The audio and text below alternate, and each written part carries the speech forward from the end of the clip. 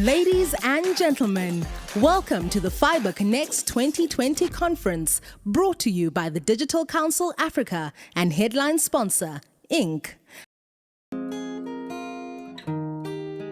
Thank you, gentlemen, ladies and gentlemen, for being among us today.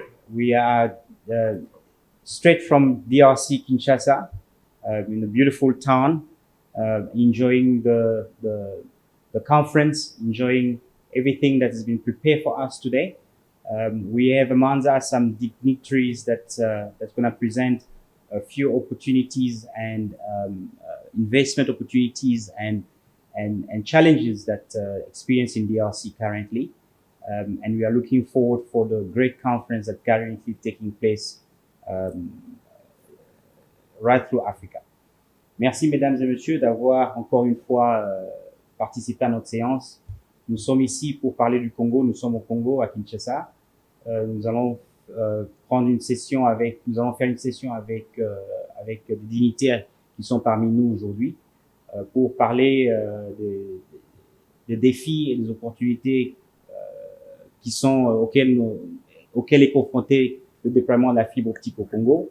C'est vraiment une bonne opportunité pour mettre en place sur la plateforme panafricaine le développement du Congo, surtout en ce qui concerne la fibre optique. La session, elle sera en français. Donc, je commencerai d'abord par demander aux dignitaires de se présenter et à nos panélistes qui sont parmi nous aujourd'hui. Nous allons commencer par Excellence. Merci et bonjour. Mon nom est Freddy David Lucasso. Je suis le conseiller principal du chef de l'État de la RDC en charge de la poste, télécommunications et nouvelles technologies de l'information et de la communication. Merci, Excellence. Excellence. Je suis Christian Kakende, président de l'autorité de régulation de la presse et des télécoms. Monsieur. Bonjour, je suis Théophile Badouana, administrateur gérant de l'entreprise Africa Union Development, basée à Kinshasa, au Congo. Bonjour, je suis Alain Malanda, président du conseil FTTX DRC, basé à Kinshasa. Ce sont des personnalités qui vont répondre aux différentes questions, mais aussi ce sont des personnalités qui travaillent dans des secteurs clés que nous avons estimés vraiment importants pour le sujet que nous allons développer aujourd'hui. Sans plus tarder, le sujet, c'est le défi et opportunité auquel est confronté le déploiement de la fibre, des infrastructures de télécommunications.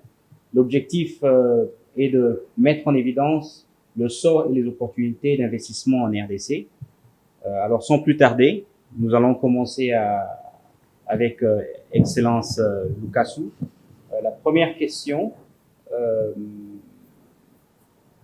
est de nous donner en bref les défis actuels dans le pays en ce qui concerne le déploiement de l'infrastructure de télécommunications.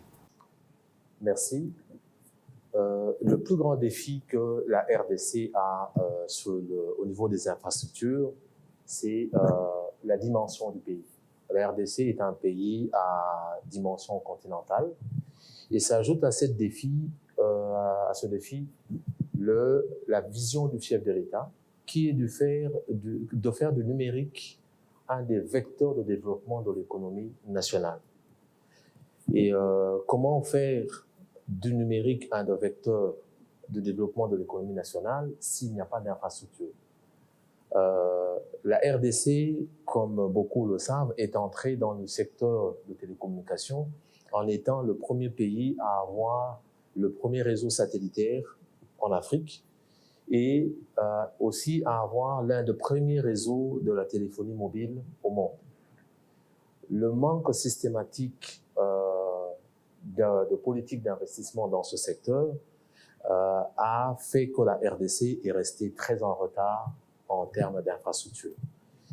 Si on peut aller en termes de chiffres, s'il faut faire le maillage complet du pays, c'est 54 000 kilomètres de fibres qu'il faut déployer à travers le pays. Et au moment où nous parlons, à peine moins de 10% du pays est couvert par la fibre optique. Et au niveau de la communication, la couverture est, on dirait en termes clairs, quasi inexistante. En termes satellitaires au niveau des infrastructures, sur les 59 sites que dispose la RDC, aucun des 59 sites n'est actuellement utilisé par l'État congolais pour la couverture, ne serait-ce que satellitaire. De par sa position géographique, la RDC est le seul pays capable de relier l'océan Indien à l'océan Atlantique. Mais au moment où nous parlons, rien ne fait dans ce sens. Voilà tous les défis qui sont mis, sur lesquels nous avons réfléchi et commencer à regarder qu'est-ce qu'il faut mettre en place pour pouvoir rapidement rattraper le retard, couvrir complètement le pays de manière à répondre à ce défi lancé par le chef de l'État, qui est réellement de doter le pays des infrastructures permettant le développement du secteur du numérique en RDC. Donc, c'est tous ces éléments qui nous ont amenés à réfléchir et avec le gouvernement, avec l'autorité de régulation, pour mettre en place une politique attractive pour développer le secteur. Voilà. Donc voilà.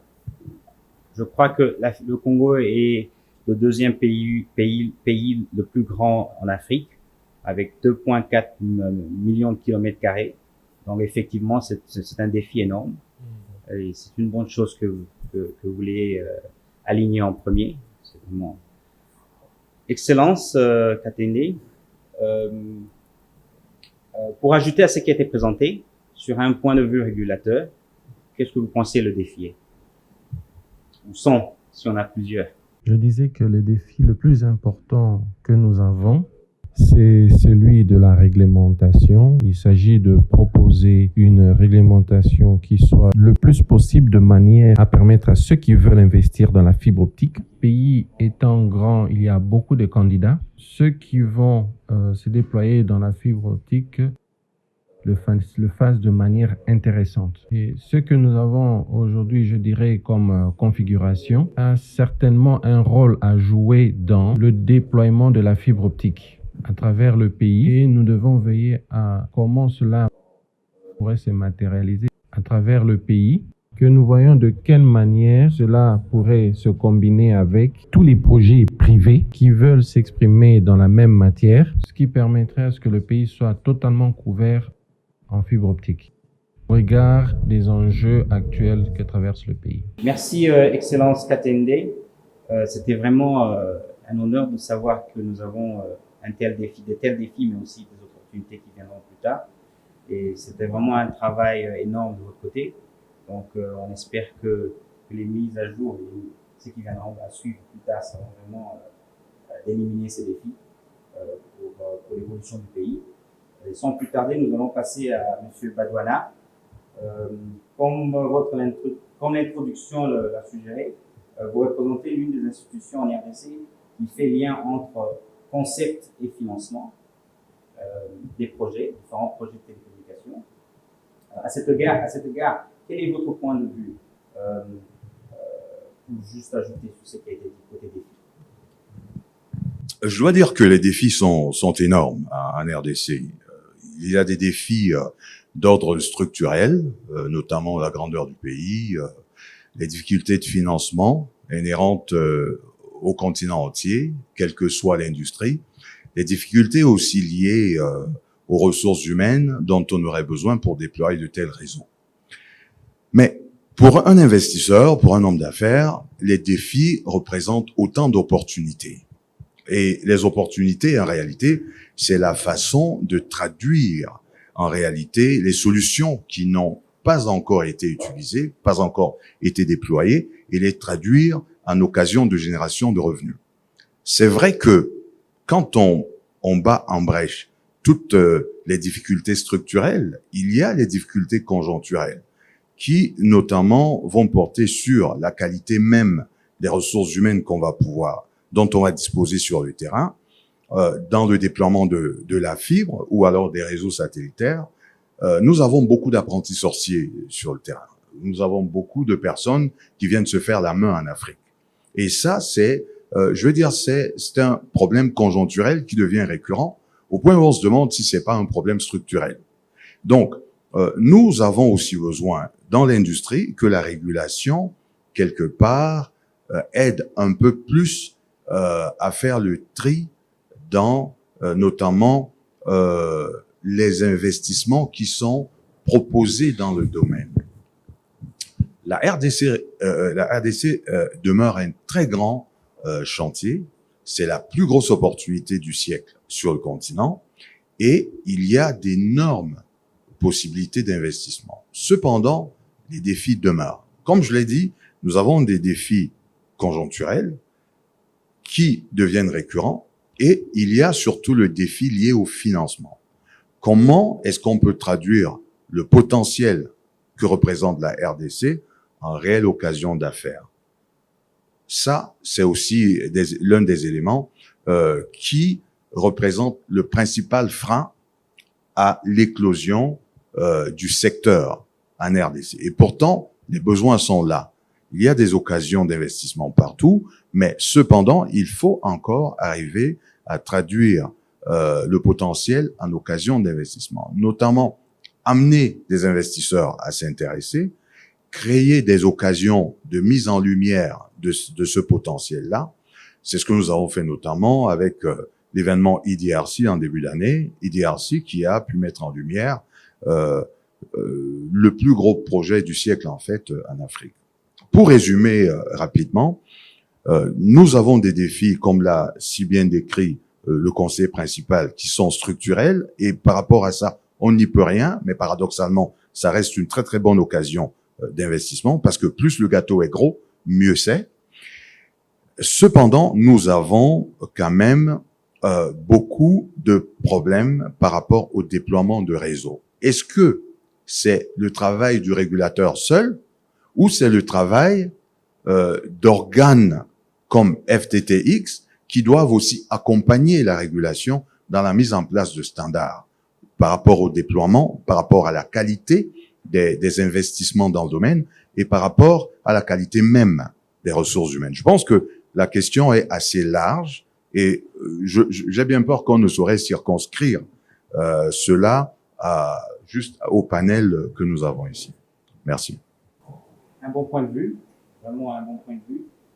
Nous avons, je crois qu'il y en a beaucoup à dire sur les défis, mais qui serait mieux placé exactement pour résumer ces défis et que FTTX qui a eu à s'engager au Congo, ça fait quelques années maintenant.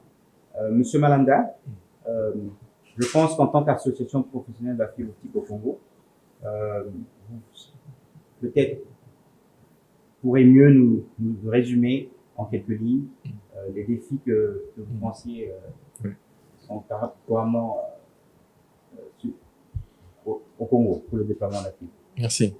Les défis sont énormes. La RDC a été très lente en matière de développement d'infrastructures numériques et cette performance, malheureusement, a beaucoup freiné notre émergence en matière d'économie numérique. Nous avons un marché du très haut débit qui est l'un des plus faibles en Afrique, comparativement à d'autres pays en Afrique, ça c'est vrai, et un secteur où il y a eu beaucoup moins d'investissements. Okay? Ce qui fait qu'aujourd'hui, nous avons une abordabilité des services faible, malheureusement, pour un pouvoir d'achat très faible. Il ne faut pas l'oublier. L'infrastructure à fibre optique ou dorsale que nous avons héritée, malheureusement, est une infrastructure qui a été marquée et même freinée par le manque d'investissement au cours des années pour diverses raisons. Alors, en matière d'éducation, il y a des avancées significatives, mais la qualité du système éducatif, malheureusement, a entraîné une disponibilité limitée et même fragmentée des compétences dans le numérique. Il y a aussi des réalités qui subsistent toujours dans le secteur éducatif, des défis tels que le manque d'infrastructures pour connecter les universités et les instituts supérieurs, le manque d'enseignants et de formateurs qualifiés du numérique, et même il y a un décalage entre le programme pédagogique et les vrais besoins du marché. Et pour finir, comme le président l'a si bien dit, nous avons des aspects réglementaires qui manquent. Et par là, je veux chuter sur le référentiel des normes de la fibre optique. Aujourd'hui, nous avons des déploiements qui se font sans ce cadre référentiel, sans ce cadre normatif des choses. Et il est important d'avoir ce cadre pour rassurer les investissements potentiels dont nous avons besoin pour émerger et soutenir notre économie numérique. Partout où il y a des grands défis, il y a aussi de grandes opportunités. Et nous allons commencer à gérer ou à parler sur ces opportunités, parce que c'est exactement où est-ce que cette session devrait plutôt se sensibiliser ou se focaliser pour le Congo. Nous allons parler opportunités en RDC. Nous allons parler des opportunités que nous avons couramment en RDC sur les infrastructures de télécommunications et surtout sur la fibre optique. Et je crois que ce ne sera pas une surprise de savoir que ces opportunités, les travaux sur ça ont déjà commencé il y a quelques années. Nous avons une nouvelle administration politiquement parlant qui est vraiment bien dirigée bien motivée à diriger la marque déposée des opportunités que nous avons en RDC. Excellence, j'aimerais vous inviter pour présenter votre plan. Comme je le disais en introduction, le défi de la RDC, c'est d'abord la dimension du pays.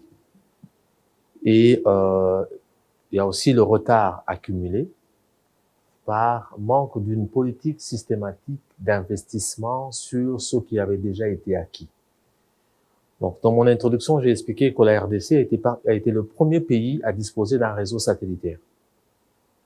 En 74, avant les années 74, les matchs de la Coupe d'Afrique étaient pris la retransmission à travers l'Afrique était prise en charge par la RDC.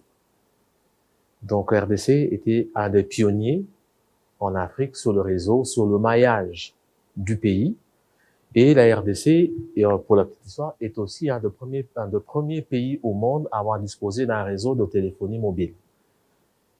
Mais malheureusement, on n'a pas pu capitaliser sur ces acquis, si bien que depuis un certain temps, nous avons commencé à réfléchir sur la question, le défi. On a commencé par regarder ce qu'il y a de naturel. Ce que nous avons de naturel, ce sont nos cours d'eau. Le défi, c'est 54 000 kilomètres de fibre optique à pouvoir déployer. Mais nos cours d'eau représentent des autoroutes naturellement tracées qui représentent plus de la moitié de 54 000. Donc, si je ne m'abuse, nous sommes aux alentours de 37 000 kilomètres couverts juste en utilisant nos rivières et les cours d'eau dans la RDC, si bien que si vous partez de la capitale, vous arrivez facilement au centre du pays où il y a une grande concentration, juste en utilisant les rivières. Avec le ministre en charge de télécommunications, pour ces télécommunications, ainsi que le régulateur, nous avons commencé à réfléchir sur les pistes de solutions. Comment attirer ceux qui doivent venir nous aider à couvrir tout cela? Il faut mettre en place des politiques qui soient des politiques permettant à toute personne de pouvoir venir investir. Nous sommes très avancés à ce stade avec le ministère ayant sous tutelle les régies financières. Donc, je me réserverai à ce stade ici de pouvoir dévoiler ce qui est en cours de discussion. Mais dans les jours ou les semaines qui vont venir, on pourrait en ce moment-là pouvoir l'annoncer publiquement. Mais ce sont des avancées vraiment considérables qui vont permettre et qui vont faciliter aux investisseurs de pouvoir venir nous assister. Parce que à ces investisseurs, comme nous l'avons toujours dit, nous sommes un pays open source pour ce secteur. Donc nous sommes appelés à faciliter, accompagner et supporter tous ceux qui veulent venir développer ce secteur. Donc, le cadre open source, c'est vraiment le concept que nous avons adopté pour le secteur de télécom. Comme vous pouvez regarder, il y a plusieurs dorsales qui ont été définies. Et de ces dorsales, ce que je présente ici est dans un document accessible par le biais du ministère de PT-Antique. C'est le document qui résulte du forum IDRC, que tout investisseur peut se procurer, et il va jusqu'au plus petit détail et de déterminer le potentiel par dorsale. Donc, il est disponible. Donc, je vous exhorte donc à vous imprégner de ce document pour déterminer les secteurs et les potentialités d'investissement présentement au niveau de la RDC. Tout ce qui est en bleu, ce sont les rivières, et ce qui est en rouge, ce sont les portions où il va falloir creuser pour pouvoir mailler le pays. Et comme je le disais, si nous arrivons à faire le maillage en partant de l'est du pays, jusqu'à l'ouest du pays, nous venons simplement de relier l'océan Indien à l'océan Atlantique. Et quand nous arrivons au milieu, nous pourrons avoir plusieurs boucles permettant d'avoir une redondance. Donc, cette carte a été pensée de manière non seulement à utiliser la fibre, mais aussi à capitaliser sur les sites dont nous disposons aujourd'hui, qui sont des sites qui ont été bâtis dans les années 70, mais qui, jusqu'au jour d'aujourd'hui, répondent encore aux normes technologiques pour pouvoir héberger des infrastructures de télécommunications. Donc, je vais pas m'attarder vraiment à pouvoir expliquer la carte, sinon je peux passer des heures pour vous présenter les potentialités que présente la carte. Donc, je vous exhorte à pouvoir vous procurer du document qui existe auprès du ministère de PT-Antique. Donc, le document va faire une explication détaillée de la carte et va jusqu'au point de vous donner la population couverte, admettons, pour une personne qui veut venir investir dans le domaine de la FTTX, la FTTH et ainsi de suite. Donc, à cela, dans les discussions que nous avons, déployer tout ceci emmène à un autre défi. Comment le faire? Avec quel standard? Si quelqu'un veut venir investir sur la dorsale, est-ce qu'on s'assure qu'il puisse réserver de l'espace pour celui qui va venir travailler sur la FTTX?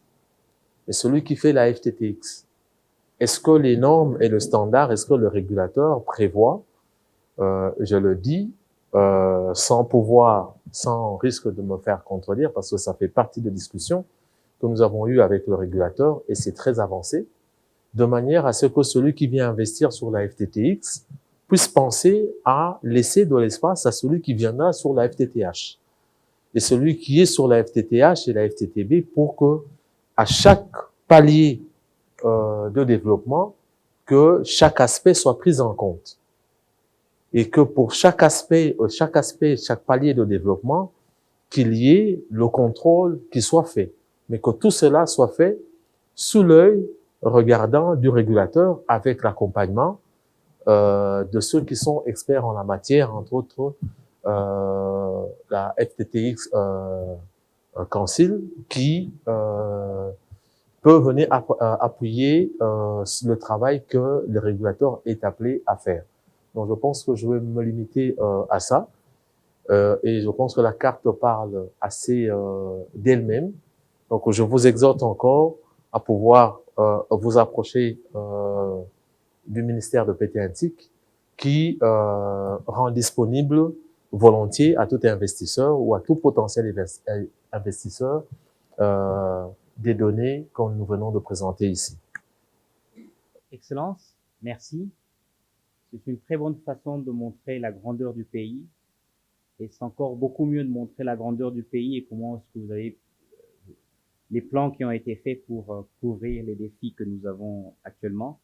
Et juste en regardant les plans, 54 000 kilomètres, on insiste encore, on indique encore, il y a 54 000 kilomètres de fibre optique que le gouvernement a déclaré ou a estimé comme investissement pour la RDC. c'est vraiment une cartographie énorme et on espère que ceux qui sont de l'autre côté en train de regarder la présentation qui a été faite comprennent au fait que c'est un gros gâteau.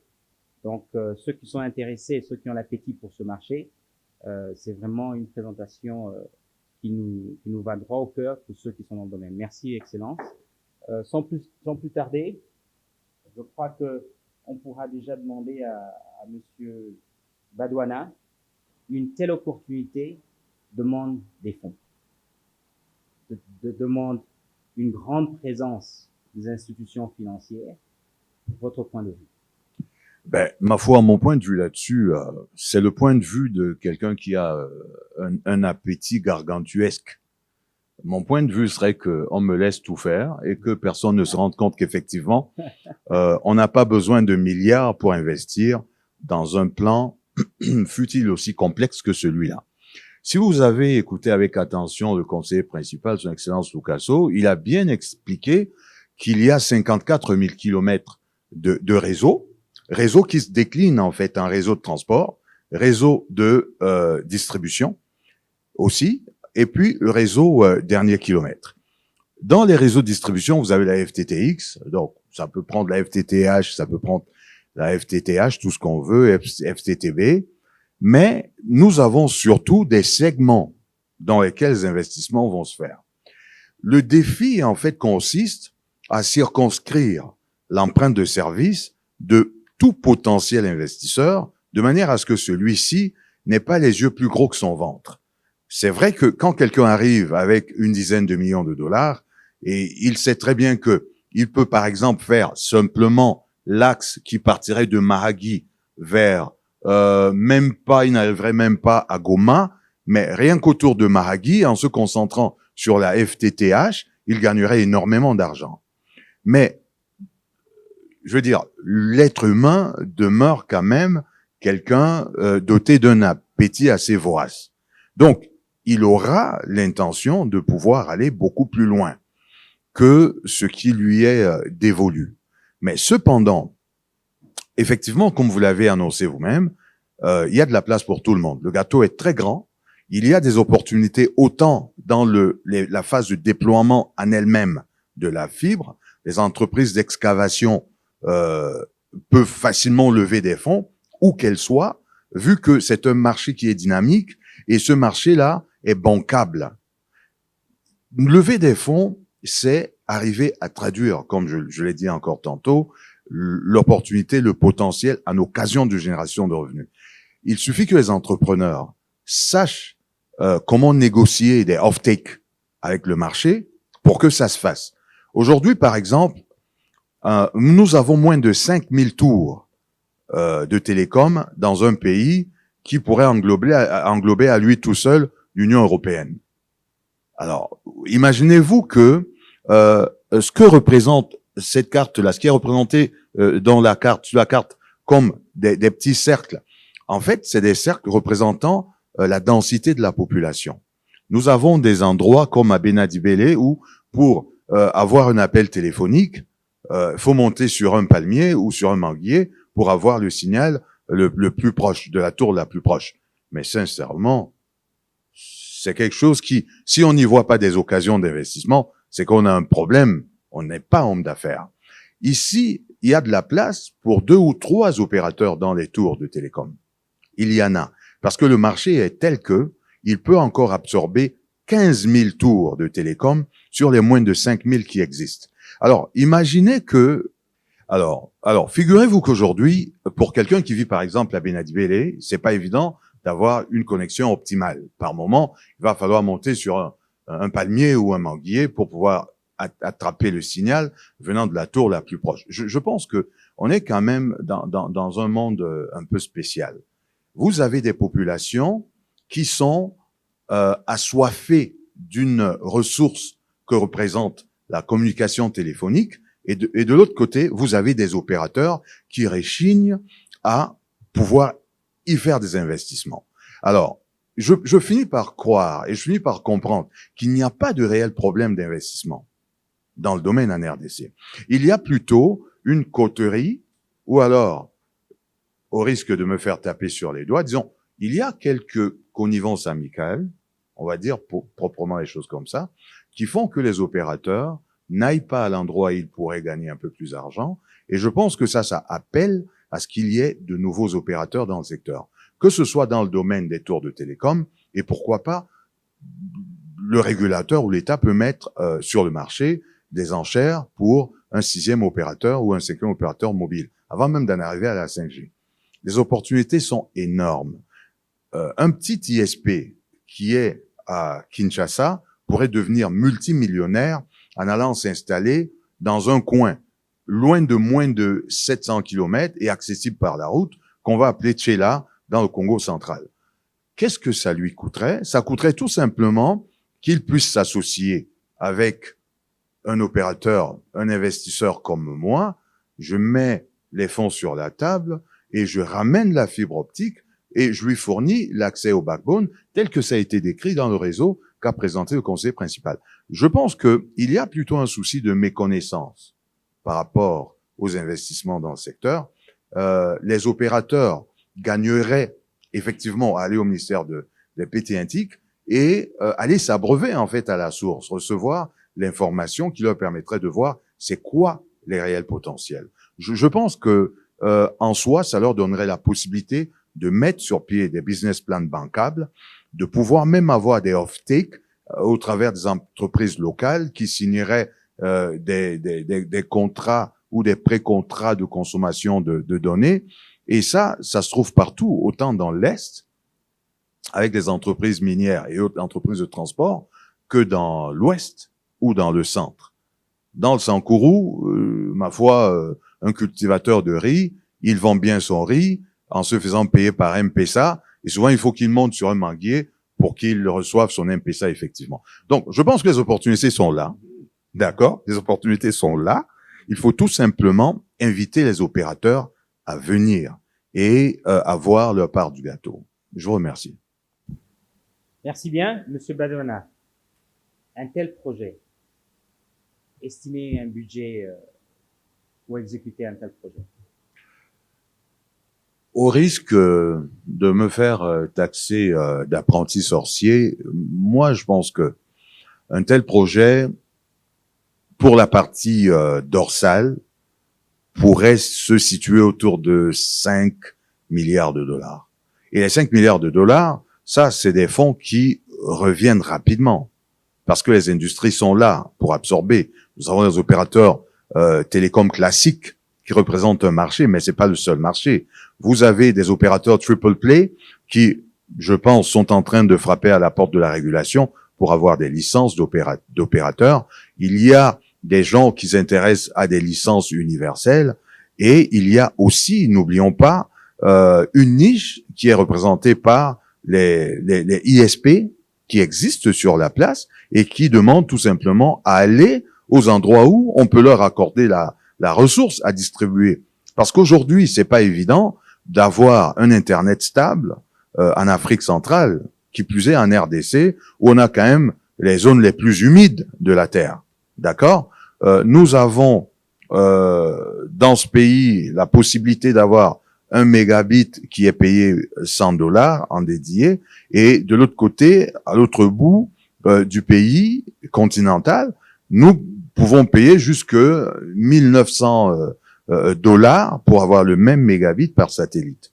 Parce qu'il faut une connectivité stable, parce qu'on ne peut pas utiliser des petites coupoles en bande C, KUS, tout simplement parce que au moindre coup de vent, à la moindre pluie, il y aurait plus de connectivité. Donc, ça, c'est aussi un frein contre des ISP qui sont dans les zones urbaines. Ça les empêche d'aller dans les zones, souvent même suburbaines, ou dans les zones rurales. Voilà. Merci bien. 5 milliards est le montant d'investissement que le Congo aura besoin de. Merci. On regarde encore une fois la carte qui est sur votre image. C'est l'investissement, c'est dans le programme du gouvernement. Regardez et prenez-en attention. Merci. Excellence Katende, vous avez été mise en évidence. Ça a été le régulateur d'un côté, c'est le régulateur. De votre côté, quelles sont les opportunités que votre département a eu à travailler ou est en train de travailler dessus actuellement pour permettre de fermer le grand pont qu'il y a entre les investissements, les opportunités et tout ce qui vient dans la télécommunication? Ce qui nous intéresse le plus, c'est l'effectivité de ces projets. Pendant des années, il y a eu des projets sur la RDC. Il y en a certains qui ont été tentés, il y en a certains qui ont réussi. Il y en a d'autres qui ne sont pas encore présents, d'autres sont problématiques. Et ce qui nous intéresse le plus, c'est l'effectivité de l'ambition.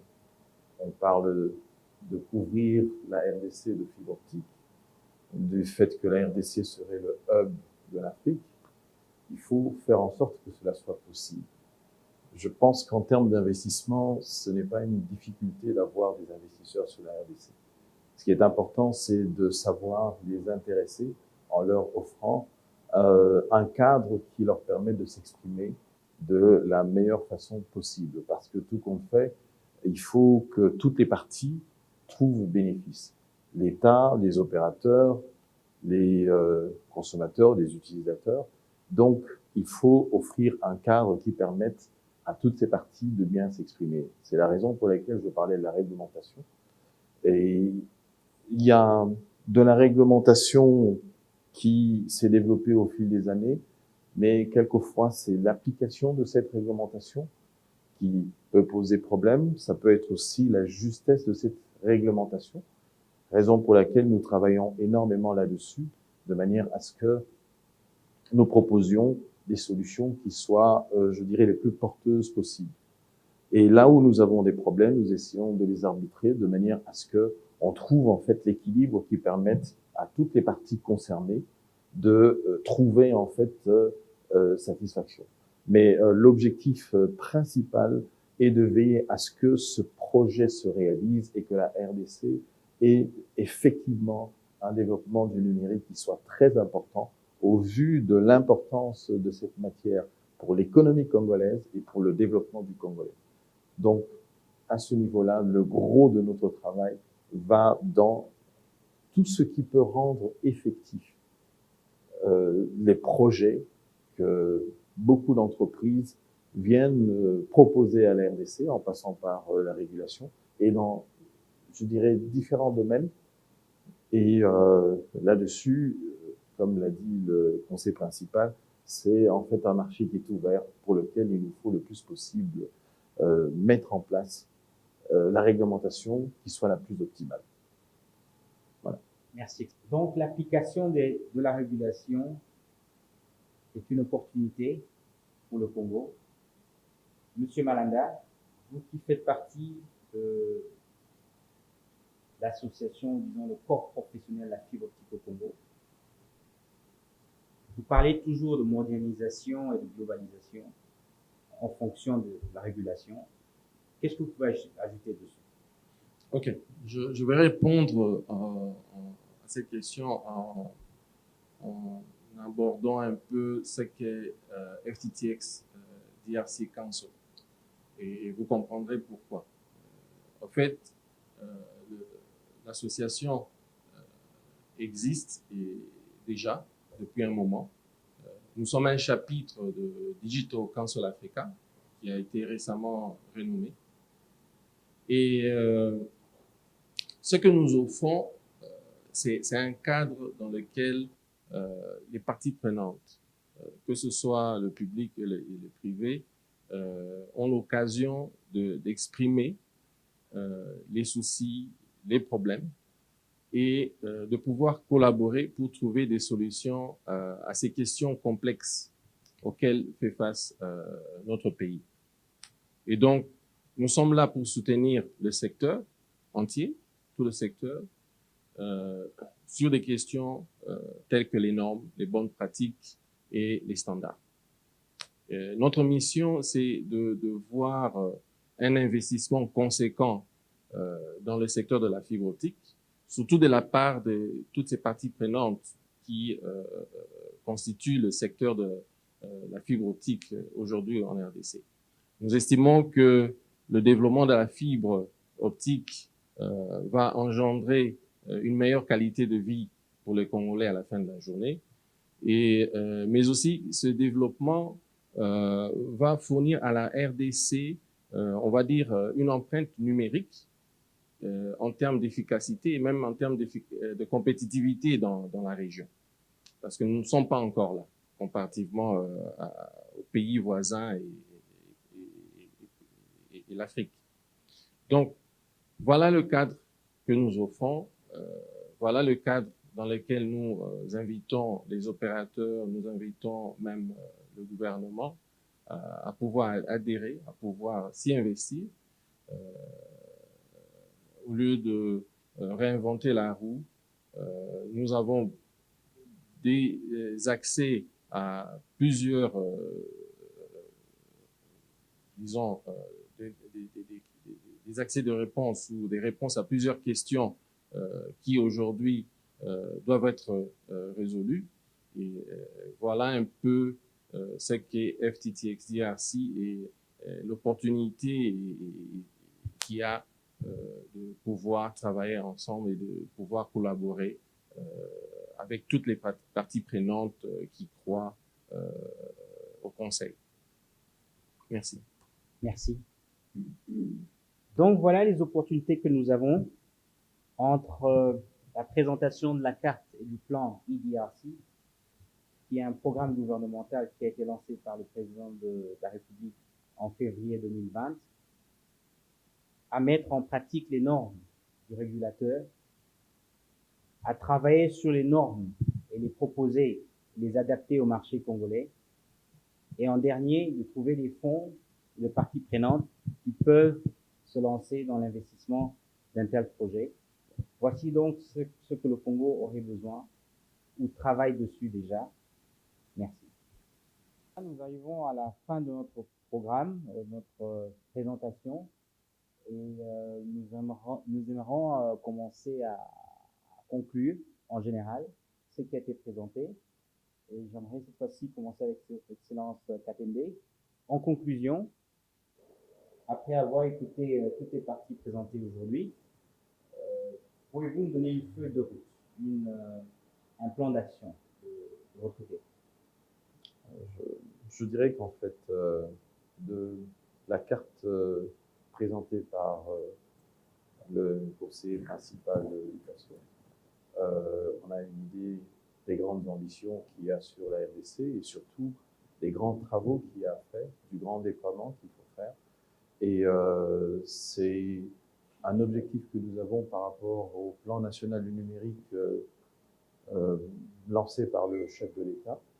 Il y a ce souci, comme je l'ai dit, qui est très important de porter en fait l'économie congolaise. Donc, nous travaillons dans le sens de réaliser cette ambition, de couvrir la RDC, et le plan qui est là va considérablement nous servir parce qu'il y a des réflexions qui ont été menées autour. Il y a plusieurs solutions mises en place dans ce plan, et le régulateur ne peut que soutenir de telles initiatives. Pour chuter sur le FTTX Council, voilà, nous avons eu à parler des normes, nous avons eu à parler des standards qui doivent être respectés par les opérateurs télécoms qui voudraient s'exprimer dans la fibre optique.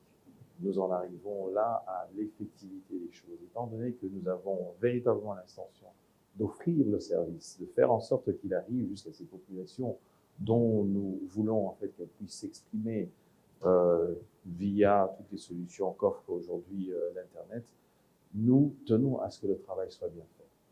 Donc, sur cet aspect-là, il faut considérer que le régulateur va énormément travailler sur le respect de la réglementation, sur le respect du travail bien fait, sur la qualité des projets qui vont nous être proposés, parce que ce qui nous intéresse, c'est que effectivement, il y ait le service à travers la République. Il y a beaucoup de plaintes qui peuvent s'exprimer sur tel ou tel services de télécommunication qui ne soient pas à un niveau, je dirais, raisonnable. Monsieur Badouana a parlé de la qualité des communications, ou en tout cas de certains aspects dans les services de télécommunications qui ne sont pas bons. On peut y arriver par justement le respect des normes, le contrôle des cahiers de charges, le contrôle de ce que tous les opérateurs peuvent faire sur le secteur dans les activités qui sont les leurs. Donc c'est une orientation très importante vers laquelle nous allons, de manière à ce que l'effectivité des services soit assurée. Voilà. Merci vraiment. C'était vraiment, c'est bien de savoir que nous allons en avant. Et un tel plan ne peut qu'agrandir l'exécution d'un tel projet. Monsieur Badouana, votre conclusion. Pensez-vous que un tel projet soit financièrement réalisable? Écoutez, je pense que ce projet reste très bancable. Il reste très bancable pourquoi? Parce que la RDC dispose d'une population jeune. C'est un pays dans lequel la pénétration numérique s'est accélérée beaucoup plus que dans d'autres pays d'Afrique. Il suffit de voir à quel point les populations ont adopté M-Pesa, et tout reste à croire, tout porte à croire en réalité que les populations sont prêtes depuis longtemps pour la phase ultime de la, je veux dire, de la dématérialisation des transactions financières, et celle-ci l'exprime. Donc, je pense que les populations sont prêtes, le marché est là, l'espace s'y prête, il y a carence au niveau de l'offre à certains endroits, il y a inexistence de réseau à plusieurs endroits. Donc, je pense que c'est une confluence d'éléments qui portent à croire qu'effectivement, il y a de l'avenir dans le secteur. D'autant plus que la régulation qui a été très absente pendant beaucoup d'années nous amène à croire, par les propos de son Excellence Monsieur le Président Katende, que nous avons vraiment une vision claire qui va permettre de pouvoir clarifier le jeu de manière à ce que les opérateurs puissent bénéficier d'un cadre apportant l'effectivité dont on parle dans le secteur, notamment dans les différents niveaux, que ce soit au niveau de la dorsale, au niveau du transport de données, au niveau de la mise en place de centres de données, au niveau de la distribution des données et au niveau de la mise en place, pourquoi pas, d'un cadre permettant aussi qu'on décriminalise la voix sur IP et que le SIP trunking devienne un vrai marché aussi. Ça, c'est l'avenir des télécoms et je pense que la révolution numérique dans laquelle la RDC s'est engagée résolument va nous apporter tous ces éléments-là. Je vous remercie. Donc voilà, le projet il est bon, la réglementation peut être appliquée, les financements, c'est peut-être possible, c'est possible. Merci. Monsieur Malanda, votre feuille de route, votre plan d'action en quittant cette salle. En ce qui concerne FTTX DRC, ce que je souhaiterais dire, c'est qu'aujourd'hui, il existe une grande opportunité pour accélérer le déploiement d'une fibre optique nationale telle que Excellence M. Freddy l'a si bien expliqué. Et tout ça pour soutenir l'économie numérique à la fin. Notre feuille de route en tant que conseil, notre plan d'action est très simple. D'abord, notre souhait, c'est de soutenir le gouvernement, principalement l'ARPTC, déjà à arriver à élaborer ce cadre normatif ou les référentiels de normes. Parce qu'aujourd'hui, on comprend qu'il faut ce cadre, on comprend qu'il faut mettre en place ce cadre et on comprend qu'il faut renforcer ce cadre normatif.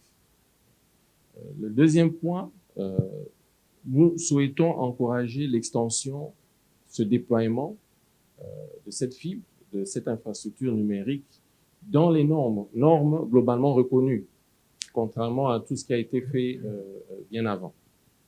Et pour chuter, FTTX DRC va veiller à faciliter, à mettre en place un centre de formation dont l'objectif serait d'élever nos talents, nos compétences actuelles et même futures dans le domaine du numérique.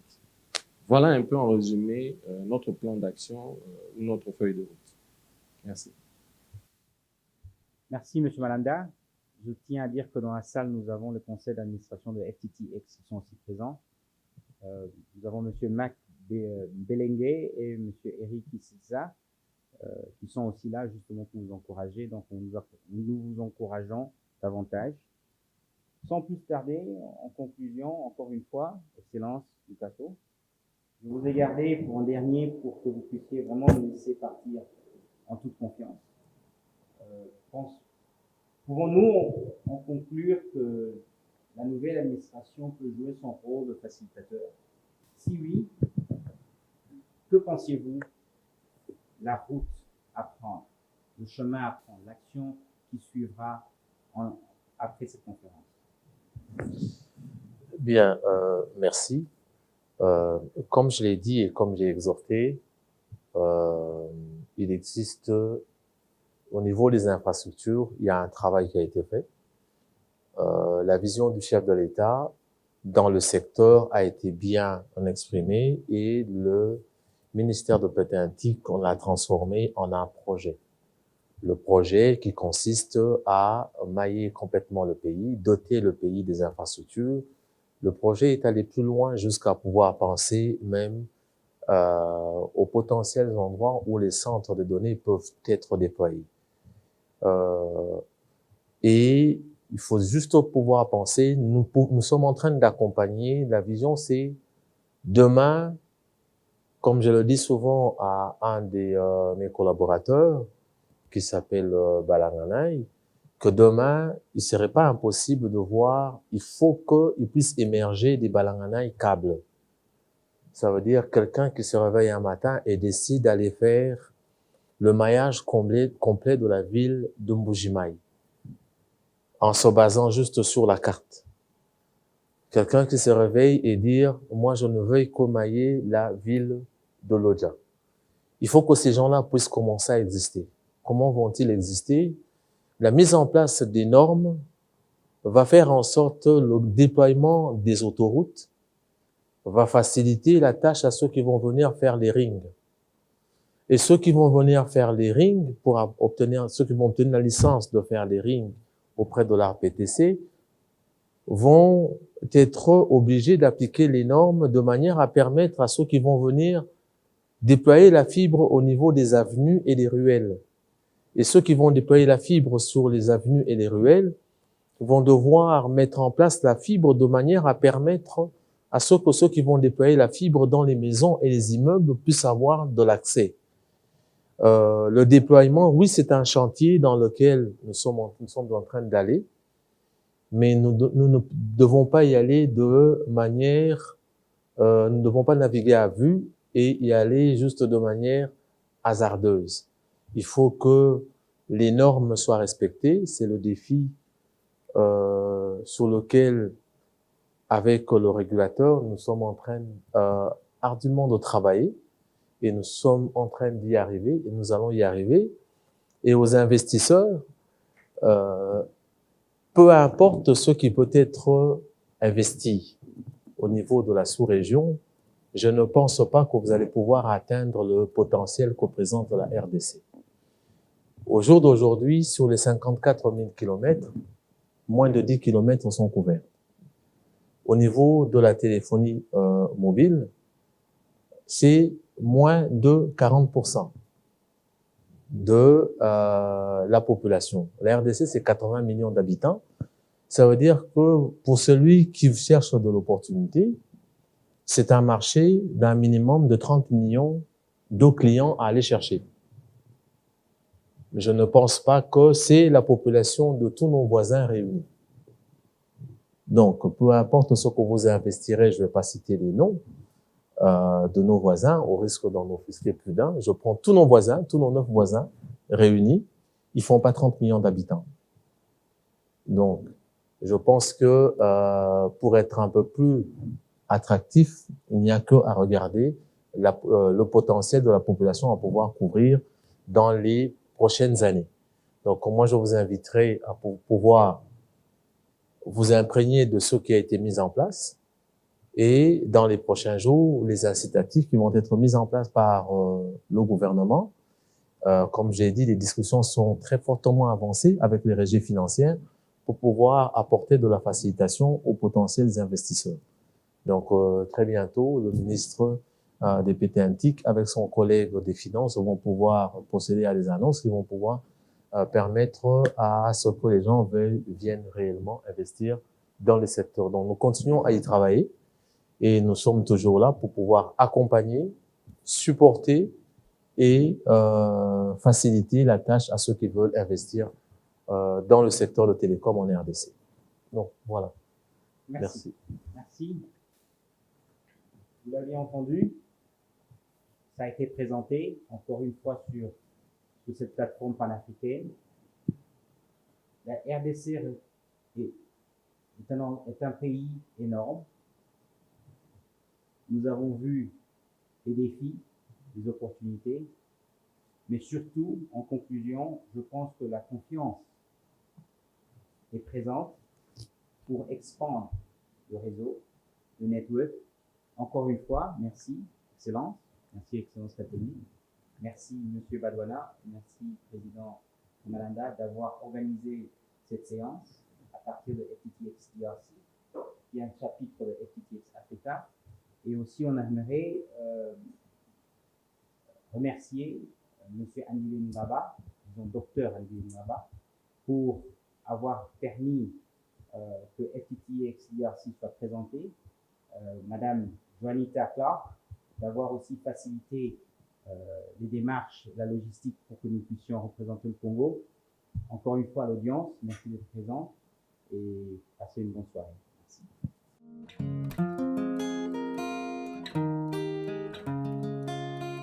Thank you for participating in this session of the Fiber Connects 2020 conference. Stay tuned for the next session.